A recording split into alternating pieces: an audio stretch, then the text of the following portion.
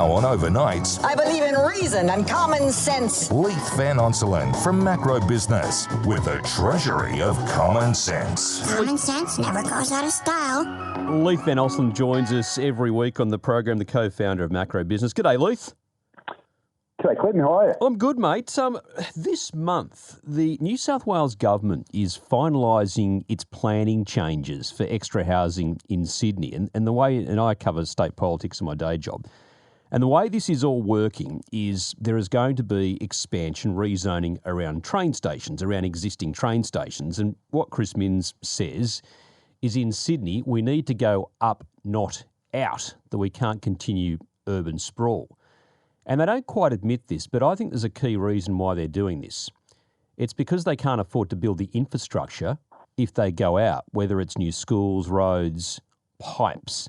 But if you cram everyone into the inner city, well, you hope the infrastructure already there can cope. Now, James O'Doherty wrote a story in The Telegraph this week along these lines, and you spoke to James.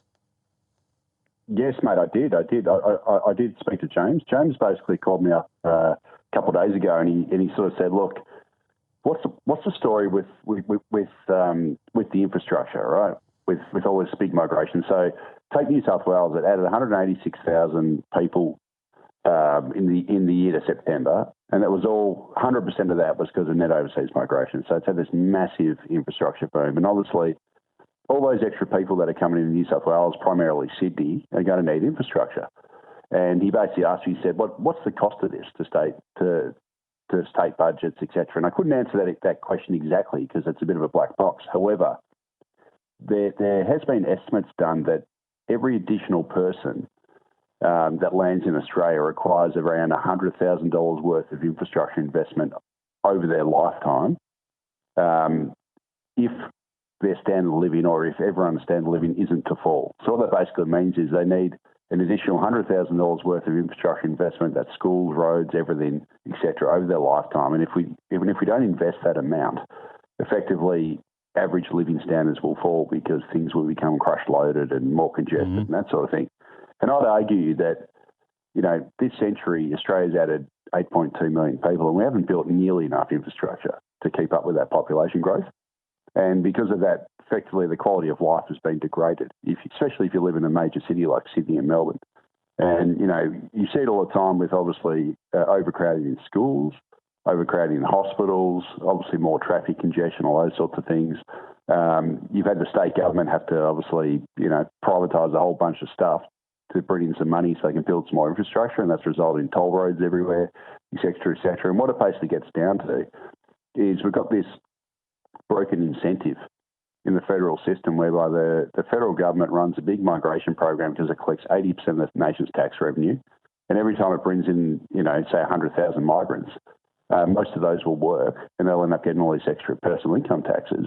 However, the cost of all that immigration then gets pushed onto the state governments who have to provide all service delivery, have to provide the infrastructure and all those sorts of things. And as a result, that infrastructure just generally does not get built or doesn't get built in the required quantity.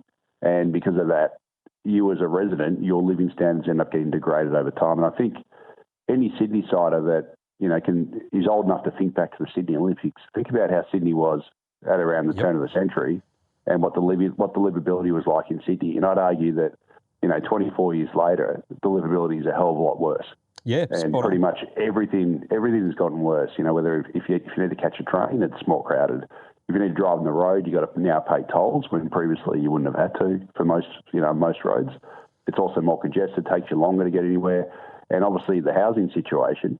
Back in 2000, most people could afford to buy a house with a backyard. Nowadays, they're being shunted into uber expensive apartments that are often very poor quality and have got all these defects, if you think that, Opal and Mascot Towers and those sorts of things. So I'd argue that we haven't built enough housing. We haven't built the right sort of housing. It's become more, high-rise shoeboxes. And as a result, the quality of life has effectively been degraded. And that was basically, the sort of thrust of the article there. And the end recommendation I gave was that if the federal government's going to keep ramming massive numbers of people into places like Sydney and Melbourne, they really need to provide infrastructure in proportion with that population.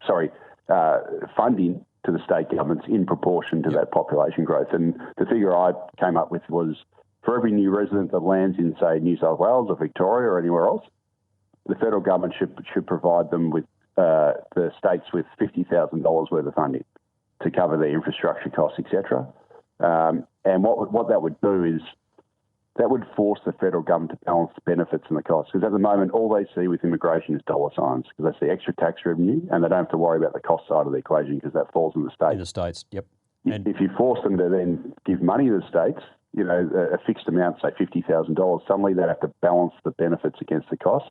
We probably get a much smaller migration system and end up being better quality as well. And it means the states would then have money to pay for schools, pay for hospitals, pay for roads, all those sorts of things. Well, this week, Daniel Mookhey, the New South Wales Treasurer, was on my show, and he and New South Wales Treasury is claiming the latest decision from the Commonwealth Grants Commission on the distribution of GST funds, so that Commonwealth revenue, but is generated at a state level through GST, will see New South Wales worse off by $12 billion over 4 years. And Daniel Mookhey is arguing the system should be changed because it should be based on population, and then the smaller states could receive a top-up.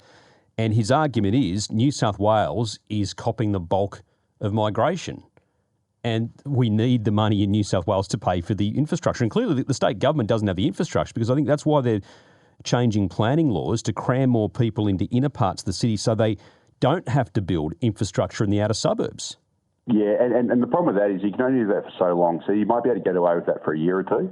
But obviously, all that means is that if you live in the inner suburbs where they're going to build those extra apartments, your quality of life is going to get degraded because suddenly you're going to have way more congestion. And there's also limits to it. I mean, most schools in inner city are already at capacity. So you can't just keep forcing more demountables into your classrooms because they've already done that. And it's the same with hospitals. I mean, they're going to have to start building more hospitals because the hospitals that you've got are already at capacity because they've already been doing this, to be quite frank. They've already been jamming more people into existing infrastructure. They've done it for 20 years. And the solution now seems to be just continue to do more and more of it. The problem is it gets to the point where you have to build new stuff because all these things are already at capacity. So they can't just keep, more ramping into hospitals, more demountables into schools because they've already done that. So ultimately, it's really just trying to put Band-Aid over the problem, I think. And the other thing to bear in mind is that retrofitting cities to cope with greater density is actually incredibly expensive because every time you do need to build some new infrastructure, for example, a toll road, etc., you've got to do it via tunnelling because all the land's gone. So all the land above ground, is already built over. So if you want to do that, you've got to buy out a whole bunch of hundreds of houses, which will cost you billions and billions. You can't afford that. So you have to tunnel underneath them, and tunnelling is incredibly expensive. And this is why we're getting these massive blowouts in infrastructure projects in Melbourne and Sydney, because both cities are already built out. And to try and cope with these extra population flows, they've got to do all these, retrofit them with these infrastructure projects that just cost an absolute fortune. So you think about West Connex, those sorts of things. And this is why, running this perpetual high population growth and having Sydney's population projected to go to 8.5 million plus mid-century and, Melbourne to 9.5 million is just a recipe for absolute disaster and a recipe for worse living standards. And I think, Daniel Mookhey's right to complain, but the other problem is the GST is a shrinking revenue base on its own because it doesn't include the biggest expenditure areas like health and education. So effectively, you've got the states fighting over a revenue base that's shrinking relative to, say, income taxes, etc. And what we really need is we need new funding from the federal government. So we need, in addition to the GST, we actually need a block funding per resident that lands in these jurisdictions. And if they did that, that would sort this imbalance that we've got whereby the feds are collecting 80% of the revenue, whereas the costs of population growth fall on the states. It needs to be better balanced where they share the costs and they share the benefits. So at the moment, the feds are getting all the benefits and the states are wearing the costs, and it's just not right. We need to get rid of the states, just have one level of government. I know it's not going to happen. We've got a federation. There's just so much duplication between levels of government. Surely it would be easier just to have one government responsible for raising the revenue and then spending the money. I know it's utopia, but come on. Yeah, unfortunately, we have to get in the DeLorean and go back 125 years to when they were doing federation to try and rework things. Unfortunately, we've got what we've got, but I honestly believe, Clinton, that one of the big driver of Australia's woes is this the separation of powers, and it's also this vertical fiscal imbalance we've got where the feds collect 80%, the state and local governments collect 20%. It leads to cost shifting, it leads to blame game. Yep. But especially with migration, it leads to the federal government running massive numbers because they get all they see is dollar signs. They see massive income tax gains, they see massive corporate tax gains, but they don't bear the cost of that population growth because that gets put onto the state and local government, which isn't on their balance sheet. And that's why they constantly want to run high numbers. Just on another issue, Wednesday the inflation figures were released. Now, the annual inflation rate is down from 4.1 to 3.6, but that 3.6 figure is higher than what the expectations of markets were. The quarter inflation rate is up by 1%. So it's still stubbornly high, effectively. It's outside of the Reserve Bank's target range. Yeah, it is. Unfortunately, so economists are tipping a 0.8% inflation print in the March quarter and came in at 1%. And that means that they were expecting 3.4% annual, but it came in at 3.6%. It is slightly above where the Reserve Bank expected us to be at this time. And unfortunately, underlying inflation, which is once you strip out the most volatile items, that actually rose over the quarter to 1% versus 0.8% the previous quarter. So unfortunately, we do have this sort of sticky inflation, and it's all the domestically driven inflation. So it's what they call non-tradable. So it's all the stuff that doesn't come off a boat from overseas. That inflation, is still running at 5% annual, whereas anything that comes off a container ship has, fallen. The inflation's fallen through the floor, and that's only going up 0.9%. So, it wasn't a great print, and it pretty much says that the Reserve Bank's going to be on hold for, several more meetings. I actually tipped that the Reserve Bank would cut interest rates in the second half of this year. I think they still might, but if they do, it's going to be very late in the year rather than, say, June or July or something like that. So it's a little bit annoying. And unfortunately, Clinton, the thing that might interest listeners the most is that rental inflation. So your property rents continue to surge. So those actually went up by 2.1% over the March quarter. They're up 7.8% year on year, and that's the highest annual growth rate since the March quarter of 2009. So again, this is that high immigration effect happening there, pumping in the people. It's created massive housing demand, and at the same time as the supply side's constricted, and as a result, we're getting these huge rental growth, and that's actually helping to push up the overall inflation figure as well. So does that mean until migration rates come down dramatically, we are going to have an inflationary environment that is higher than the RBA's 2 to 3% target?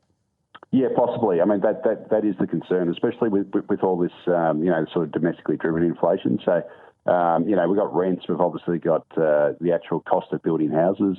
It's still stubbornly high. So that's partly because of materials costs, but it's also because of excess demand as well.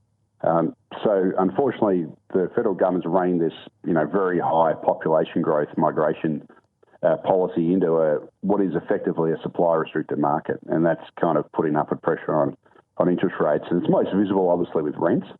The rents are one of the highest, one of the largest single contributors to the CPI. So. Yeah, it's an annoying situation, and unfortunately, the federal government's not helping the RBA in this matter, and it's actually making its job a lot harder. Looks like the chances of an interest rate cut mid-year are dashed. So hopefully you're right, and it'll be late year, not next year. Hopefully, I'm hoping I'm right, but then again, who knows? It could even be early next year. I still think, probably the fourth quarter. I'm hoping that we still get one, but we just got to wait and see in the data, really. Let's hope. We'll talk again next week. Thanks, Leith.